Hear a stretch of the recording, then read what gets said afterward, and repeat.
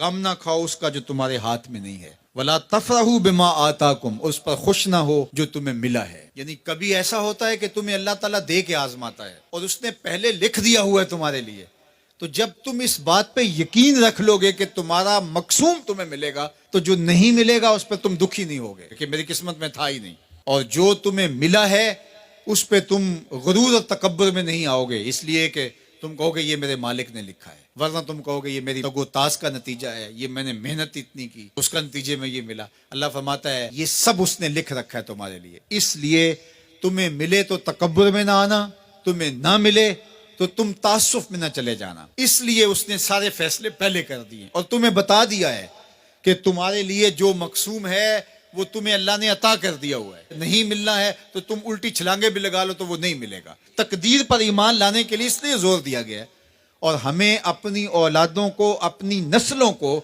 یہ چیز راسخ کرنی چاہیے کہ تقدیر پہ ایمان لائیں۔ اگر ہم اس میں کامیاب ہو جاتے ہیں تو وہ پریشان نہیں ہوں گے، دکھی نہیں ہوں گے، ٹینشن میں مبتلا نہیں ہوں گے۔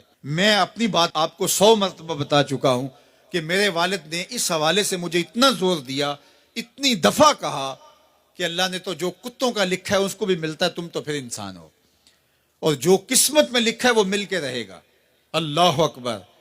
ہاں، ہمیں محنت کرنے کا کہا گیا، ہمیں تگ و تاز کرنے کا کہا، جد و جہد کا کہا گیا۔ شیخ سعدی فرماتے ہیں کہ ایک بندہ جا رہا تھا تو اس نے دیکھا کہ ایک شیر شکار کر رہا ہے، تو وہ ایک سمت ہو کے بیٹھ گیا۔ ایک لومڑی تھی جس کے پاؤں بھی نہیں تھے، ہاتھ بھی نہیں تھے، تو دل میں سوچا کہ مالک تو اس کو کیسے رزق دیتا ہوگا۔ تو شیر آیا، اس نے شکار کیا اور اچھا اچھا کھا لیا اور پس خوردہ خور چھوڑ کے چلا گیا۔ یہ رینگتی ہوئی آگے بڑھی اور وہ جو پس خوردہ تھا وہ چھچڑے وغیرہ تھے، کھا کے پیٹ بھر لیا۔ تو کہا کہ مالک تیری قدرتوں کے رنگ ہیں، تو نے اس کا بھی وسیلہ بنایا ہے۔ تو وہ کسی کام پہ جا رہا تھا، کاروبار کرنے جا رہا تھا، اس نے کہا مجھے کیا مصیبت ہے، جب لومڑی کو دیتا ہے تو مجھے نہیں دے گا۔ تو وہ آ کے بیٹھ گیا، گھر آ کے بیٹھ گیا کہ میں نہیں جو ہے وہ کہیں جاتا۔ ایک دن، 2 دن، 4 دن فاقوں سے گزرا، تو پھر ہاتف سے آواز آئی کہ جو لومڑی کو دے سکتا ہے تجھے بھی دے سکتا ہے، لیکن لومڑی نہ بنو، شیر بنو، خود بھی کھاؤ اور اوروں کے لیے بھی وسیلہ بنو۔